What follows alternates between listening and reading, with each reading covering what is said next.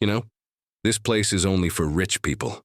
Gregory Vaughan's sneer echoed through the snow-draped Snowhaven Hotel, a luxurious retreat nestled in Vermont's icy peaks.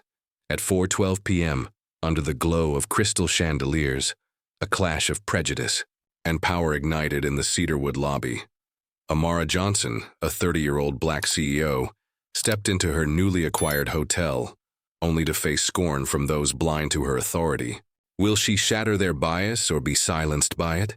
This is a tale of courage that'll leave you speechless. Want more stories like this? Hit that subscribe button and join our community for the latest videos. Drop a comment. Where are you watching from? Stick around to uncover a twist that'll redefine justice, and trust us, you won't see it coming. Why did the lobby freeze? Who owns the moment? Find out. The Snowhaven Hotel stood like a cathedral of ice and cedar, its spires piercing the slate-gray sky of Vermont's Green Mountains. Snow fell in soft, relentless sheets, cloaking the marble steps and frosting the tall windows that glowed with amber light. Inside, the lobby was a sanctuary of warmth. A massive fireplace roared, casting shadows across polished floors and velvet armchairs. Crystal chandeliers hung like frozen stars, their prisms scattering light over guests who sipped mulled wine and murmured about ski trails. It was 4:12 p.m. on a biting January afternoon, and the air carried the scent of pine and privilege. Amara Johnson, 30 years old, pushed through the heavy oak doors, her boots leaving faint wet prints on the marble. Her mustard-yellow sweater, slightly frayed at the cuffs, clashed with the opulence around her. Her blue jeans, faded but clean, hugged her frame, and her black braids were swept into a low bun, practical yet elegant. She carried a leather-bound planner, its edges worn from years of use, and her dark eyes scanned the room with a quiet intensity. To the untrained eye, she was an outsider, a woman who'd wandered into a world that wasn't hers. But Amara was no stranger to this game. She was the CEO of Zenith Hospitality, a $300 million empire of boutique luxury hotels, and Snowhaven was her newest acquisition, finalized just 3 days ago. This visit was no accident. Amara had booked the $2,500 a night Alpine suite under her maiden name, Johnson, stripping away the trappings of her title. No designer coat, no entourage, no ostentatious jewelry, just a plain black Amex tucked in her wallet and a test she'd run before. At 22, she'd faced bank tellers who'd smirked at her loan applications. At 25, investors had dismissed her pitches with patronizing laughs. Now, at 30, she wanted to see how her staff treated someone who didn't. Scream wealth. Snowhaven, with its elite clientele and pristine reputation, was the perfect stage. She crossed the lobby, her steps deliberate, and approached the front desk. A brass nameplate gleamed, Claire Hensley, receptionist. Claire, 27, with ash-blonde hair pulled into a tight ponytail, was typing with the kind of efficiency that bordered on boredom. Her navy blazer bore the Snowhaven crest, and her smile, when she finally looked up, was as thin as the ice outside. "Good afternoon," Amara said, her voice warm but firm. She slid her ID across the counter. "Checking in for the Alpine suite?" Claire's eyes flicked to the ID, then to Amara's sweater. Her smile faltered, replaced by a twitch of skepticism. "The Alpine suite?" she repeated as if Amara had misspoken. "That's a premium booking, are you sure?" The question hung in the air, sharp and loaded. Amara's lips curved slightly, not in amusement but in recognition. She'd heard that tone before, the one that questioned her presence, her right to be here. "Quite sure," she said, her gaze steady. Claire's fingers hovered over the keyboard, her brow creasing. She glanced at Amara's jeans, then back at the screen, as if the system might confirm her doubts. "One moment," she said, her cool voice clipped. She reached for the phone, her manicured nails clicking against the receiver. "I need to verify this." Amara leaned against the counter, her planner tucked under one arm. She could feel eyes on her now, a couple by the fireplace whispering, a bellhop pausing mid-step with a luggage cart. The lobby, for all its warmth, was growing colder by the second. Within moments, a man strode across the marble floor, his polished shoes echoing like gunshots. Gregory Vaughn, 45, was the hotel manager, his tailored suit as sharp as his gaze. His slicked back hair gleamed under the chandeliers and his thin lips were set in a line that promised control. He stopped beside Claire, folding his arms as he sized Amara up. His eyes lingered on her sweater, her lack of a designer bag, and her unassuming posture. "Miss Johnson," he said, glancing at her ID with barely concealed disdain. "The Alpine Suite requires a verified payment method. We'll need proof of funds." The words weren't a request. They were a challenge, laced with an assumption that Amara couldn't meet it. She felt the familiar sting, not of anger but of clarity. This was why she was here. She reached into her wallet and slid her black Amex across the counter.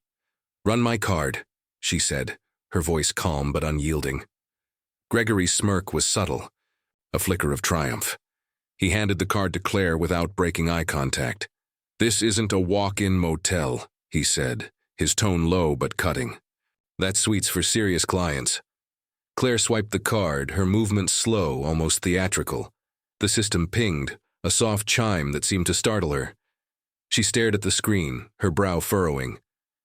"It cleared," she muttered, almost to herself, as if the machine had betrayed her. Gregory's smirk faltered, but only for a moment. He leaned closer, his voice dropping to a near whisper. "Cleared or not, we need to know where that money's coming from.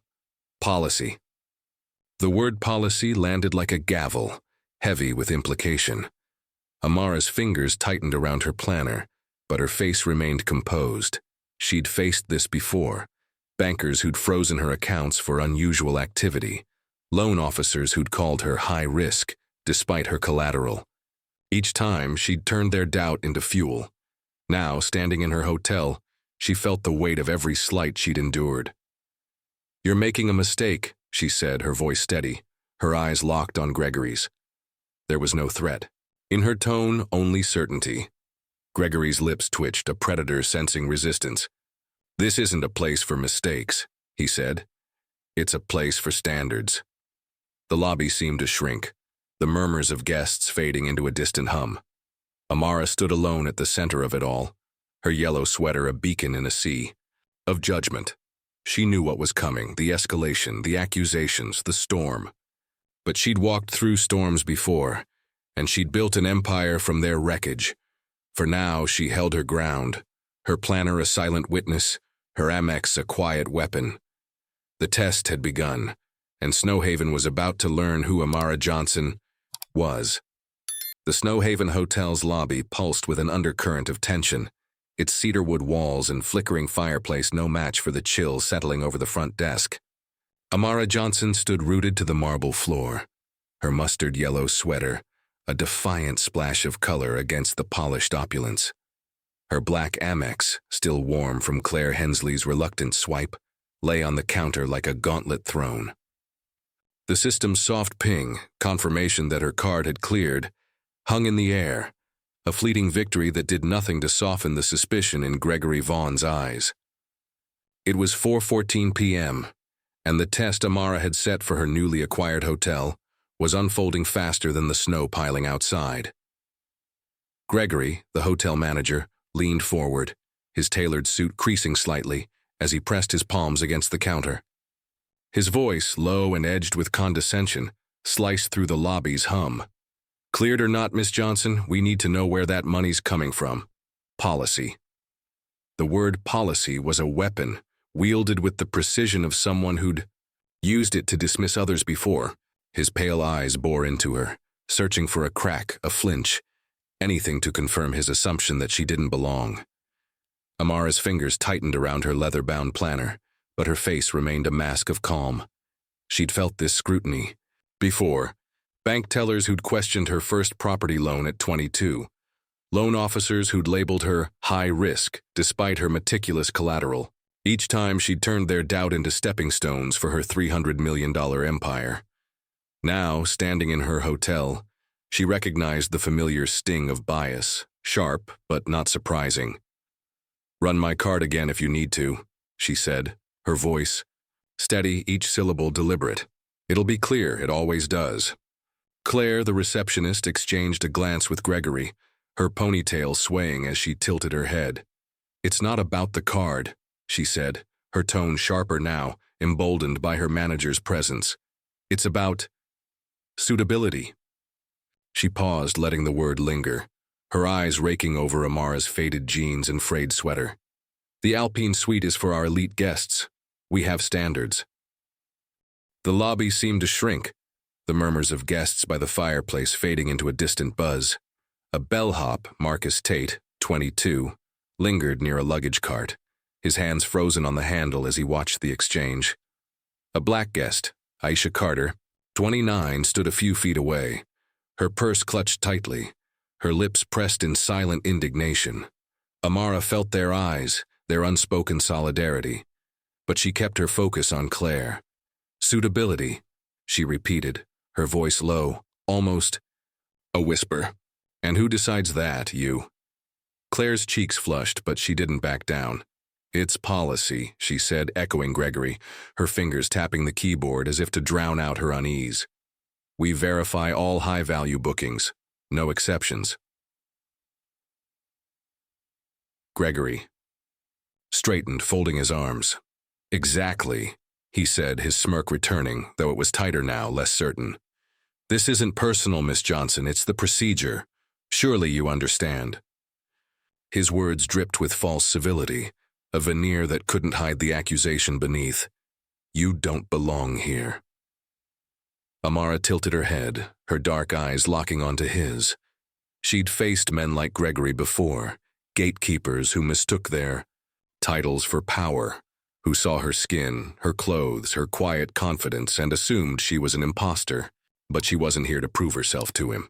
She was here to expose him. "Procedure," she said, her voice carrying a quiet menace. "Then follow it. Check my booking, verify my ID, do your job." The challenge landed like a spark in dry tinder. Gregory's jaw tightened, and for a moment the lobby's warmth seemed to vanish, replaced by a cold that had nothing to do with the snow outside. He nodded to Claire, who hesitated before typing again, her fingers less steady now. The screen flickered and she frowned. "It's all here," she muttered, almost to herself. "Booking confirmed. Payment cleared." "Then why am I still standing here?" Amara asked, her tone deceptively soft. She leaned forward slightly, her planner now resting on the counter, a silent testament to her authority. "If everything's in order, give me my key." Gregory's smirk vanished entirely. He stepped closer, his voice dropping to a near growl. "You're pushing it," he said. "This hotel has a reputation.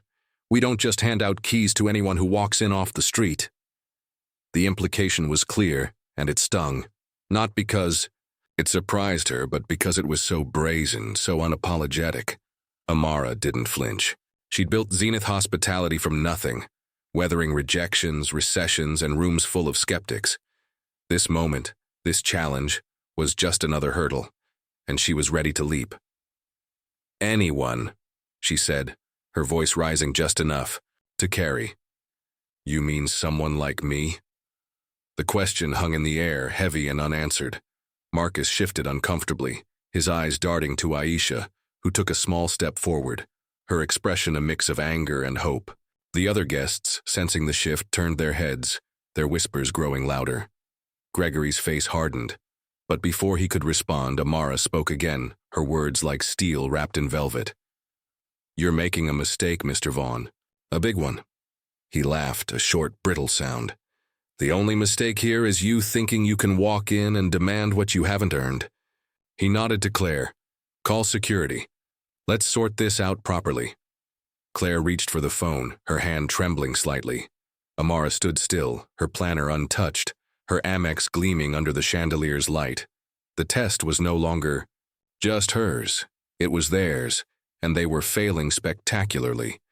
The lobby, once a haven of luxury, was now a battlefield, and Amara Johnson was ready for war. The Snowhaven Hotel's lobby crackled with tension, the warmth of its roaring fireplace, swallowed by the frost of human judgment. Amara Johnson stood at the front desk, her mustard yellow sweater a quiet rebellion against the opulence of marble and crystal.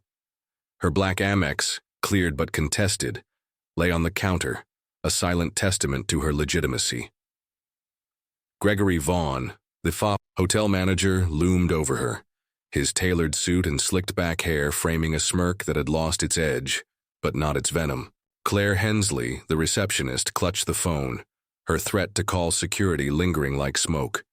It was 4:16 p.m., and the air in the Cedarwood sanctuary was thick with accusation. Amara's voice, steady as steel, had just challenged Gregory's mistake when a sharp, clipped voice sliced through the lobby. "Is there a problem here?" The words, laced with an aristocratic British accent, carried the weight of entitlement. All eyes turned to Lady Eleanor Whitmore, 38, her ivory cashmere coat draped over her shoulders like a royal mantle.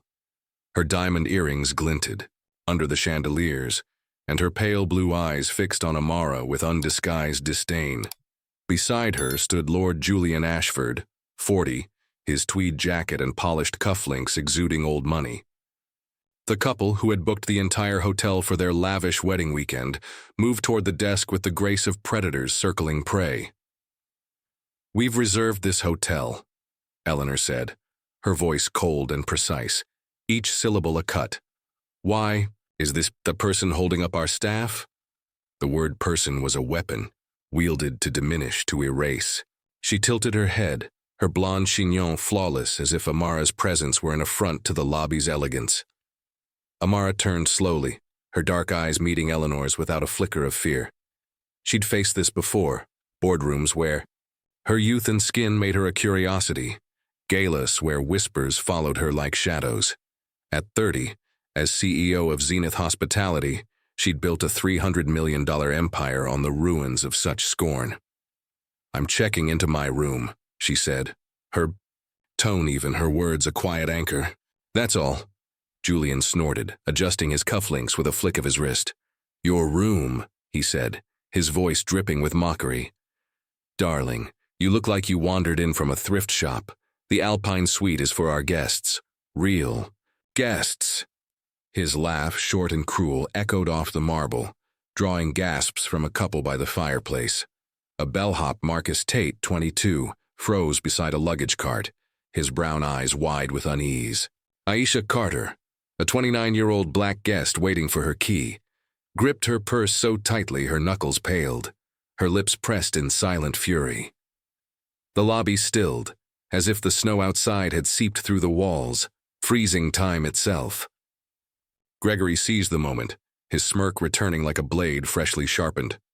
"Miss Johnson," he said, his voice loud enough to carry, "you're causing a scene. If you can't verify your booking, I'll have to ask you to leave." He nodded to Claire, who lifted the phone again, her fingers trembling but resolute. "Security can sort this out, or the police." Amara's gaze didn't waver. She stood rooted, her leather-bound planner tucked under her arm, its worn edges a map of her battles won. "You're escalating this," she said, her voice low, but piercing. "And you're wrong." The certainty in her words was a spark, igniting whispers among the guests. A man in a ski jacket glanced up from his phone, his brow furrowed. A woman at the espresso bar leaned toward her companion, murmuring. Eleanor stepped closer, her heels clicking like a metronome of disdain. "Escalating?" she said, her laugh sharp as broken glass. "You're out of your depth, dear. This hotel is for people who belong here, not whatever you are." Her gesture, a dismissive wave, was as elegant as it was vicious, dismissing Amara's existence with a flick of her manicured hand. Aisha couldn't hold back. She stepped forward, her voice shaking but clear. "You can't talk to her like that." Her words, raw and defiant, broke the lobby's silence like a stone through ice. Marcus, the bellhop, shifted, his hands tightening on the cart. "This isn't right," he whispered to Aisha, his voice barely audible but heavy with conviction. Julian's eyes narrowed, his posture stiffening. "Oh, please," he said, his tone theatrical. "She's here to stir trouble. Probably thinks she can bluff her way into a suite we've already paid for." He turned to Gregory. Why is she still standing there? Remove her. Gregory's nod was immediate, his authority bolstered by the couple's presence. Claire, make the call, he said, his voice now a command. Claire dialed, her eyes flicking to Amara with a mix of fear and defiance.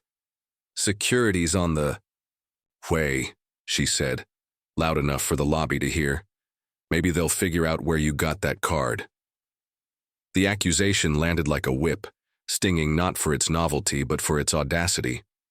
Amara's fingers brushed the edge of her planner, but her face remained composed, a fortress of calm.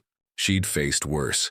Investors who'd questioned her legitimacy, competitors who'd underestimated her resolve.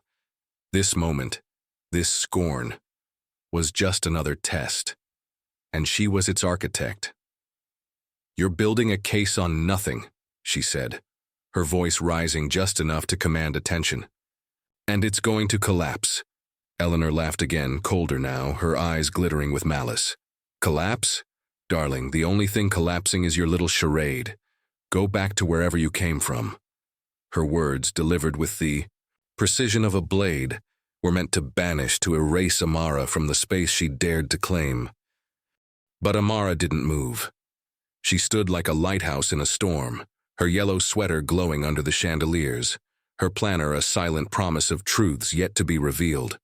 The lobby, once a haven of luxury, was now a crucible, and the scorn of the aristocrats had only stoked the fire. Marcus whispered to Aisha, "She's not backing down." Aisha nodded, her eyes fierce. She shouldn't. The phone in Claire's hand crackled, security's response imminent. The guests leaned, in their whispers a chorus of anticipation. Amara's gaze swept the room, taking in every face, every judgment, every spark of support. The test was no longer just about her. It was about the world they'd built around her, and she was ready to tear it down. The Snowhaven Hotel's lobby, once a bastion of luxury, had become a battlefield. The cedarwood walls and roaring fireplace stood impotent against the venomous tension coiling around the front desk. Amara Johnson, her mustard-yellow sweater a beacon of defiance, faced a tribunal of scorn. Gregory Vaughn, the hotel manager, loomed with his tailored suit and sharpened smirk, while Claire Hensley, the receptionist, gripped the phone, her threat to call security now a promise. Lady Eleanor Whitmore and Lord Julian Ashford, the aristocratic couple who'd booked the hotel for their wedding, stood like vultures, their disdain for Amara palpable. It was 4:18 p.m., and the Vermont snow outside fell heavier, as if mirroring the storm brewing within. Claire's voice, emboldened by Eleanor's cruel laughter, cut through the charged air. "People like you don't belong here," she said, her eyes raking Amara's faded jeans and frayed sweater. "That card's probably stolen." The accusation was a whip, cracking across the lobby, drawing gasps from a couple by the espresso bar. Aisha Carter, a 29-year-old black guest, stepped forward, her voice trembling with fury. "You can't talk to her like that." Her words, raw and righteous, shattered the lobby's fragile decorum. Eleanor's laugh, cold as the frost, on the windows, followed. "Oh, please, she's out of her depth. Go back to wherever you came from." Her ivory cashmere coat swayed as she waved a dismissive hand, her diamond earrings glinting like tiny daggers. Julian, adjusting his tweed jacket, added fuel. "She's stirring trouble for attention. Probably thinks she can bluff her way into our suite." His mocking clap echoed, a theatrical flourish that turned heads. Amara stood unmoved, her leather-bound planner tucked under her arm, her dark eyes a fortress of calm. She'd faced this before, boardrooms where her presence was questioned, galas where her success was dismissed as luck. At 30, as CEO of Zenith Hospitality, she'd built a $300 million empire on the graves of such prejudices. This moment, this escalation, was a test she'd orchestrated, and she was ready. "You're building a case on nothing," she said, her voice low but resonant, each word a stone in a crumbling wall. "It won't hold." Gregory seized the opportunity, his authority bolstered by the aristocrat's scorn. "You're causing a scene, Miss Johnson," he said, his voice loud enough to carry to the guests now gathering. "Leave now, or we'll have no choice but to involve the police." He nodded to Claire, who dialed with a trembling hand, her eyes flicking to Amara with a mix of defiance and fear. "Security's not enough," Claire said into the receiver, her voice rising. "We've got a suspected fraud, possible stolen card, send officers." The lobby froze, the murmurs of guests swelling into a chorus of shock. Marcus Tate, the 22-year-old bellhop, gripped his luggage cart, his brown eyes wide with disbelief. "This isn't right," he whispered to Aisha, who nodded, her purse clutched like a shield. A man in a ski jacket lowered his phone, his brow furrowed while a woman by the fireplace whispered to her companion, "They're calling the police?" Julian clapped again, slower, his smirk venomous. "Well done," he said. "Now we can get back to our wedding. Remove this nuisance." Eleanor's lips curled. "Honestly, it's embarrassing, parading in here like she owns the place." Amara's fingers brushed her planner, but her face remained composed, a lighthouse in a squall. She reached into her pocket and pulled out her phone, her movements deliberate. "Nia," she said, dialing her executive assistant. "It's time. Protocol Zenith 4. Nia's voice crackled through, steady and efficient. "Understood, Amara. Corporations are on standby. I'm pulling the franchise logs now." Gregory scoffed, his arms folding tighter. "A phone call won't save you," he said, his voice a growl. "You're trespassing on private property." His words, meant to intimidate, only stoked the fire in Amara's gaze. She'd faced worse. Competitors who'd sabotaged her deals, bankers who'd frozen her accounts. For unusual activity, each time she'd turned their traps into triumphs. "Trespassing?" she said, her tone deceptively soft. "You're the one overstepping." Aisha took another step forward, her voice louder now. "She paid for her room. You're targeting her for no reason." Her defiance drew nods from a few guests, their whispers turning to murmurs of agreement. Marcus, emboldened, spoke up, his voice shaky but clear. "She's a guest. Why are you doing this?" Eleanor's eyes narrowed, her patience thinning. "Enough of this nonsense," she snapped. "She's here to disrupt our event. Gregory, do your job." Her command, delivered with the arrogance of nobility, spurred Gregory into action. He leaned toward Claire. "Tell them to hurry. We've got a potential thief." Claire's voice, now steady, carried over the phone. "Yes, it's urgent. Suspected financial fraud. She's refusing to leave." The lie, bold and practiced, hung in the air, a noose tightening around Amara's presence. The guests' murmurs grew louder, some shaking their heads, others leaning in, drawn to the drama unfolding. Amara's gaze swept the room, taking in every face, the skeptical, the supportive, the complicit. Her phone remained pressed to her ear, Nia's voice a quiet anchor. "Logs are ready," Nia said. "Corporate monitoring. What's your next move?" Amara didn't answer aloud. Her eyes locked on Gregory, then Claire, then the aristocrats, each a cog in a machine she was prepared to dismantle. "You're making a mistake," she said, her voice rising just enough to command the lobby. "And it's going to cost you."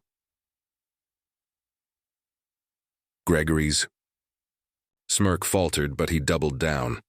"The only cost here is your dignity," he said. "Leave or you'll be dragged out." The threat, raw and unfiltered, was a gauntlet thrown. The lobby, once a haven of warmth, was now a crucible, its chandelier light casting long shadows over a war of words and wills. Amara stood like a sentinel, her yellow sweater glowing defiantly, her planner a silent vow.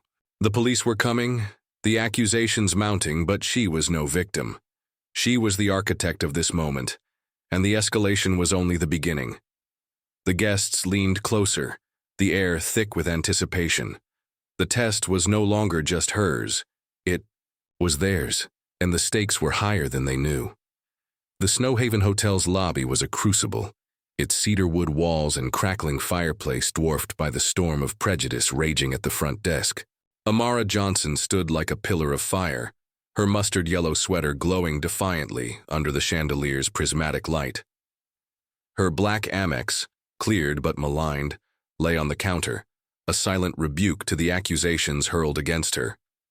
Gregory Vaughn, the hotel manager, leaned forward, his tailored suit straining against his clenched fists, his smirk now a thin veneer over panic.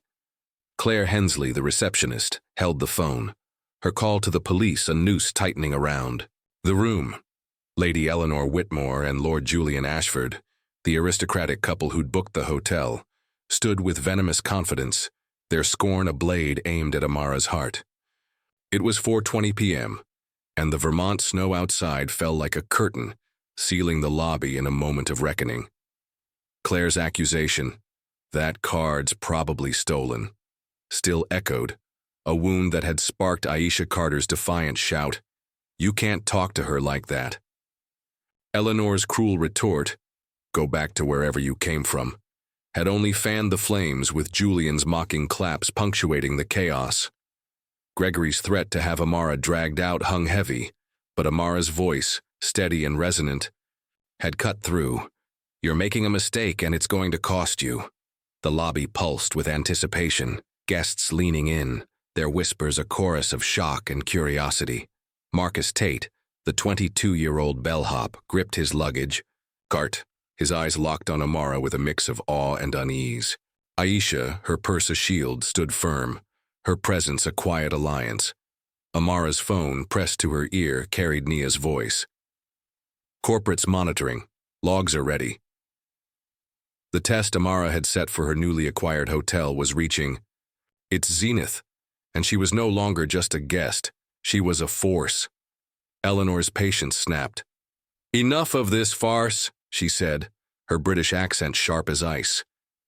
"Gregory, remove her. She's ruining our wedding." Julian nodded, his cufflinks glinting. "She's a fraud, parading like she belongs. End this." Amara's eyes narrowed, her calm a storm's eye. She lowered her phone, her movements deliberate, and opened her leather-bound planner. The room stilled as she revealed a notarized franchise agreement, a corporate ID, and a letter from Zenith Hospitality's board, each document gleaming like armor. "You booked this hotel," she said, her voice rising. Not in anger, but in command. "I own it." The lobby gasped, a collective intake of breath that seemed to suck the warmth from the fireplace. Eleanor's champagne flute froze halfway, to her lips, her pale eyes widening. Julian's smirk vanished, his tweed jacket suddenly too tight. Gregory's face drained of color, his fists unclenching as if struck. Claire let out a nervous laugh, high and brittle. "You own Snowhaven?" she stammered, the phone slipping in her hand. "That's impossible." Amara's gaze was relenting. "My name is Amara Johnson, CEO of Zenith Hospitality. I acquired Snowhaven 3 days ago. Every word you've spoken, every policy you've twisted, is logged." She turned to Nia, still on the line. "Confirm it." Nia's voice crackled, steady and authoritative. "Franchise logs show Amara Johnson as sole owner. Effective January 5th, 2025. Gregory, you've got 3 prior complaints for guest profiling, all dismissed. Claire, you're on 2, corporate's live monitoring." The revelation landed, like a thunderclap. Aisha clapped, her eyes alight with vindication. "Yes," she shouted, drawing nods from guests by the espresso bar. Marcus stepped forward, his voice low but firm. "I knew something was off." A man in a ski jacket lowered his phone, his jaw slack, while a woman by the fireplace whispered, "She owns it." Eleanor stammered, her composure cracking. "This is absurd. You're lying." Her voice, once commanding, now quavered. Julian sputtered, "You can't be serious. We're nobility." His protest, feeble and desperate, drowned in the lobby's shifting tide. Amara faced Gregory, her voice like steel. "You're fired, effective immediately, for bias, misconduct, and abuse of authority." She turned to Claire. "You're terminated for fabricating a fraud accusation and harassing a guest." Claire's phone clattered to the counter, her face ashen. Gregory's mouth opened, but no words came, his authority crumbling like snow underfoot. She pivoted to Eleanor and Julian, her eyes blazing. "Your booking is cancelled.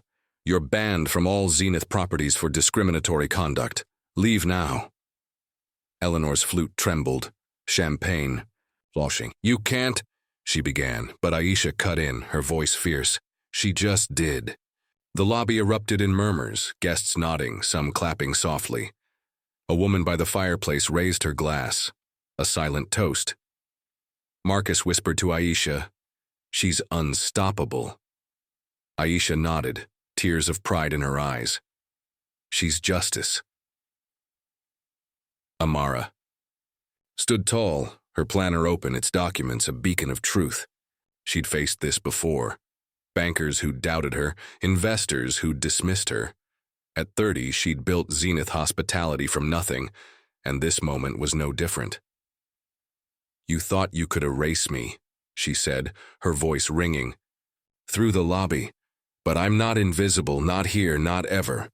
Gregory took a step back, his suit no longer a shield. Claire sank into her chair, her ponytail unraveling.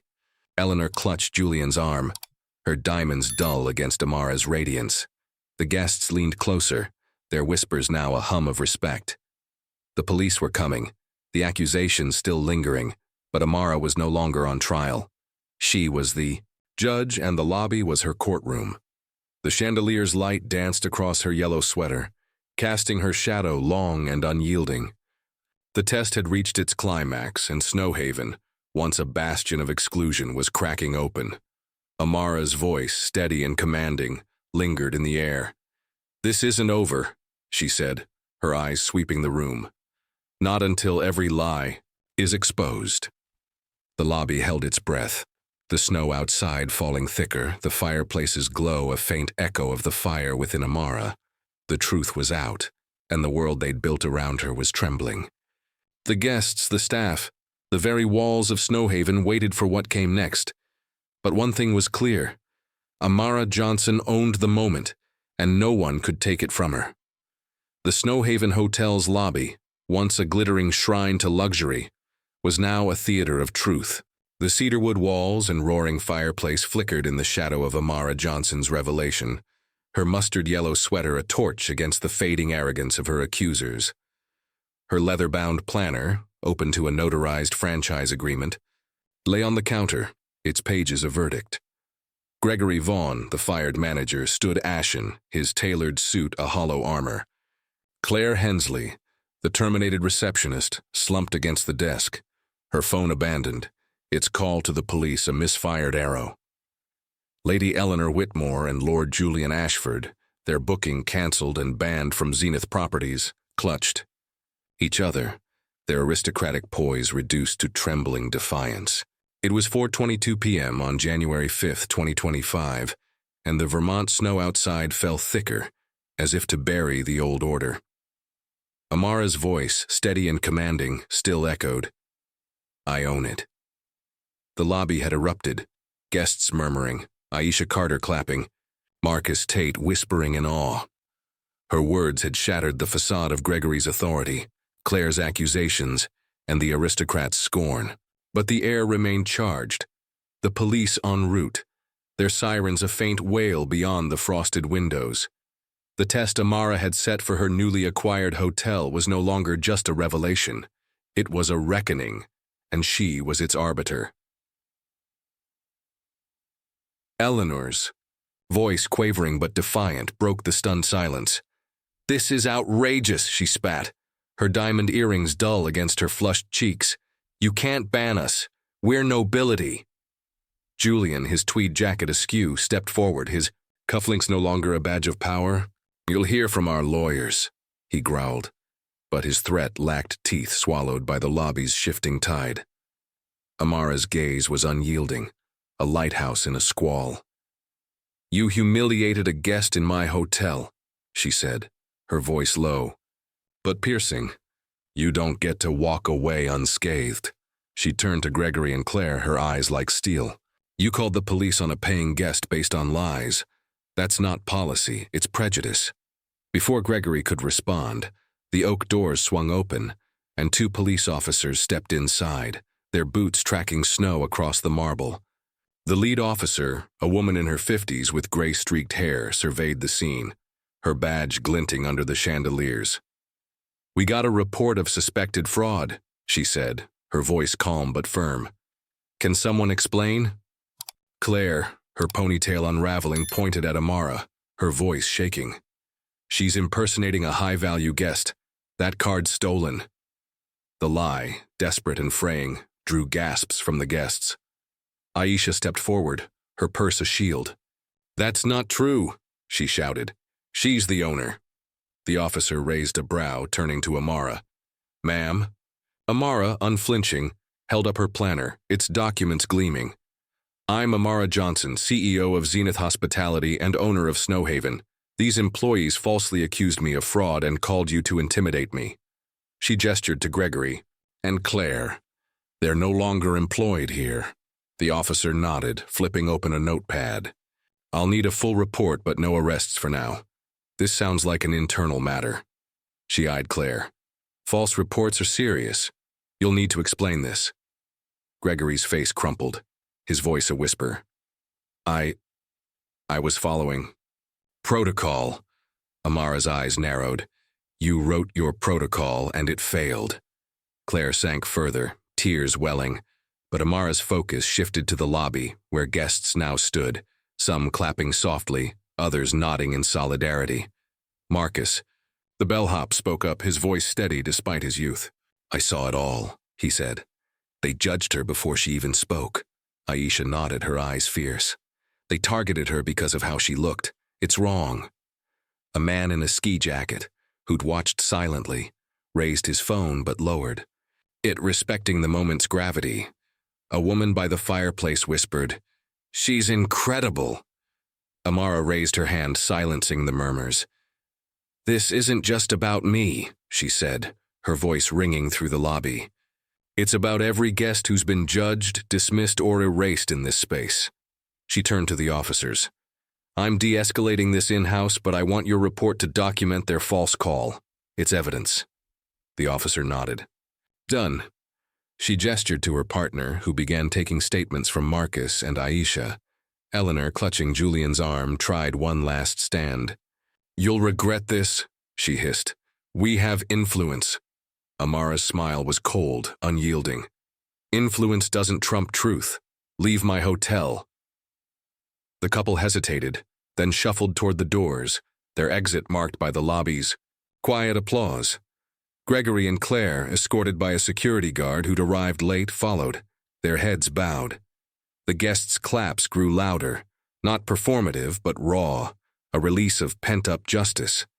Amara turned to her phone, Nia's voice steady. Corporates flagged Gregory's record, 3 profiling complaints, all buried. Claire's on 2. What's next? Amara's eyes swept the lobby, taking in Marcus's resolve, Aisha's pride, the guests' newfound respect. "Start the equity protocol," she said. "This hotel pauses until we rebuild trust." She addressed the crowd, her voice a beacon. "Snowhaven is on hold. No bookings, no services, until every employee faces what happened here today." Aisha gasped, then clapped. "That's how you change things." Marcus raised his hand. "Can I stay? I want to help." Amara nodded. "You're interim front desk lead. You've earned it." A guest, an elderly man in a wool coat, stepped forward, his voice raspy. "I was a concierge in the 70s. We were taught to judge by appearance. I'm ashamed. Let me assist." Amara met his gaze. "Speak to my team. Your voice matters now." The lobby, once a stage for exclusion, was transforming. The chandelier's light danced across Amara's sweater, her shadow long and unyielding. The police took notes, the guests rallied, and the snow outside fell softer as if yielding to the fire within. Amara stood at the center, not just an owner, but a reckoning. "This is where we start," she said, her voice a promise. No more silence. The guests leaned closer, the air alive with possibility. The test was over, but the judgment was just beginning, and Snowhaven would never be the same. The Snowhaven Hotel's lobby, once a glittering cage of exclusion, now hummed with the pulse of transformation.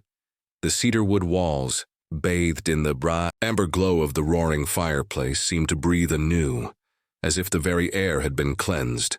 Amara Johnson stood at the center, her mustard yellow sweater a radiant emblem of resilience, her leather-bound planner a testament to her victory. The chandelier's prisms cast fractured light across the marble floor, mirroring the shattered prejudices that lay in her wake. Gregory Vaughan and Claire Hensley, their careers extinguished, had been escorted out, their footsteps fading into the Vermont snow. Lady Eleanor Whitmore and Lord Julian Ashford, their aristocratic veneer stripped, had slunk away, banned from Zenith properties. It was 4:25 p.m. on January 5, 2025, and the lobby, once a battlefield, was now a crucible of hope. The police officers, their notepads filled with accounts of the false fraud call, stood near the oak doors, their presence a quiet validation of Amara's truth. Aisha Carter, the 29-year-old black guest, clapped softly, her eyes alight with pride.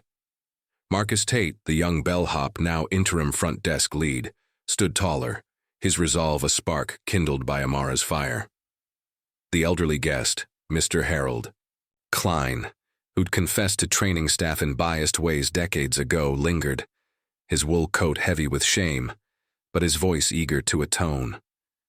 Guests, some in ski jackets, others clutching coffee by the espresso bar, gathered closer, their murmurs a chorus of awe and solidarity. Amara's voice, a beacon in the storm, had declared a pause in operations, a reckoning that would reshape Snowhaven. The test was over, but the dawn was just beginning. Amara stepped forward, her boots echoing on the marble, her planner now closed, but its weight felt by all. "This hotel," she said, her voice steady yet infused with urgency, "is more than snow and chandeliers. It's a promise of dignity for every soul who walks through these doors." The words landed like seeds in fertile soil, drawing nods from the crowd. Aisha's clap grew louder, joined by a woman by the fireplace who raised her glass, a silent vow. She turned to the officers, her gaze unwavering. "Your report will show what happened here. A false call rooted in bias, a system that failed. It's guests, but it will also show what we're doing now." The lead officer, her gray-streaked hair catching the light, nodded. "It's clear who's in charge," she said, closing her notepad. "We'll file it as requested. No arrests, just truth." Her partner glanced at Marcus, who'd given a statement and offered a rare smile. "Good luck, kid." Amara's eyes swept the lobby, taking in every face, the supportive, the changed, the humbled. She raised her phone, Naya's voice crackling through. "Amara, corporates approved the Zenith Fairness Initiative, verbal audits, bias tracking, and guest. Dignity pledges start tomorrow. Training teams are en route." Amara nodded, her smile faint but resolute. "Good. Snowhaven will be the first, but not the last." She addressed the crowd, her voice rising, a call to action. "Effective immediately, Snowhaven is on operational hold. No bookings, no services, until every employee faces what happened today and learns what it means to serve with fairness." The guests didn't groan. They cheered, their applause raw and unscripted, a release of years of unseen slights. A man in a ski jacket shouted, "That's how it's done!" A woman by the espresso bar wiped a tear, whispering, "She's rewriting the rules." Aisha approached, her purse no longer a shield but a badge of courage. "I came for a weekend getaway," she said, her voice soft but clear. "You gave me something bigger, a reason to believe." Amara placed a hand on her shoulder. "You believed in me first. That's where this starts." Aisha's eyes glistened, her nod a silent pact. Marcus raised his hand, his new role emboldening him. "What's a verbal audit?" he asked, his voice eager. Amara's smile warmed. "It means we track words. What's said, what's assumed, who's dismissed for daring to exist. We make fairness human." Marcus nodded, his eyes bright. "That's everything." Mr. Klein stepped closer, his raspy voice cutting through the hum. "I trained managers like Gregory in the 70s, he said, his hands trembling. "We taught them to judge by clothes, not character. I'm sorry, let me help fix this. Amara met his gaze, her voice gentle but firm. Then join our training team. Use your voice now, not later. Klein straightened, his shame giving weight a purpose, and a guest clapped, sparking another wave of applause. Amara turned to the fireplace, its flames dancing in her eyes. This lobby was a place of silence, she said, her voice a melody of resolve. Today, we broke that silence. Tomorrow, we build a legacy where no one is invisible. The words were a vow, etched into the very walls of Snowhaven. The guests leaned in, their faces alight with possibility. A couple by the espresso bar holding hands, a skier nodding fiercely, a child watching wide-eyed from her mother's side. Nia's voice came through again. Amara, corporates pulling guest complaint logs. 6 were flagged as unverified by Gregory's team. 4 from women of color. They're under review. Amara's jaw tightened, but her voice remained steady. Expose it all. No more shadows. She faced the crowd one last time, her yellow sweater a sunrise in the fading light. Snowhaven isn't just my hotel. It's ours. We build it together with truth, not titles. The applause swelled, not just for her, but for the future. She'd ignited. Aisha whispered to Marcus, she's not just an owner, she's a movement. As Amara led the officers to a side office to finalize the report, the lobby pulsed with new life. The snow outside fell softer, the fireplace roared brighter, and the guests lingered not as spectators but as witnesses to a dawn that would outshine the old. Amara's shadow stretched long, her planner a map of battles won and worlds remade. Snowhaven was no longer a place. It was a promise, and Amara Johnson was its keeper. Amara Johnson's stand at Snowhaven turned a lobby of prejudice into a beacon of justice. Her story reminds us, truth outshines silence, and courage reshapes the world. What did this tale stir in you? Share your thoughts below. How has bias touched your life, and how do you fight it? Your voice matters. Thank you for joining us, for witnessing this journey through snow and fire. We're grateful for every moment you spent with us. Subscribe, and stay tuned for more stories that spark change. Until next time, keep shining your light. We'll meet again soon.